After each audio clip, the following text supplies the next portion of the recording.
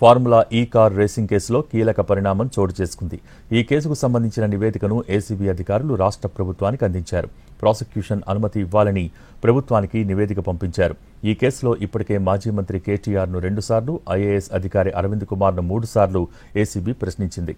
అనుమతి రాగానే ఇద్దరిపై ఛార్జ్షీట్ దాఖలు చేసేందుకు సిద్ధమైంది ఏసీబీ.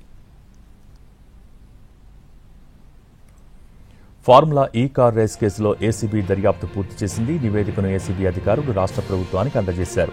2024 డిసెంబర్ 19న ఫార్ములా ఈ కార్ రేస్ కేసులో ఎఫ్ఐఆర్ నమోదు చేసింది ఏసీబీ.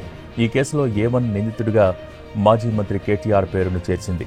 కేటీఆర్తో పాటు ఐఏఎస్ అధికారి అరవింద్ కుమార్, హెచ్ఎండిఏ మాజీ చీఫ్ ఇంజనీర్ బిఎల్ఎన్ రెడ్డిలను ప్రశ్నించి స్టేట్మెంట్ రికార్డు చేశారు.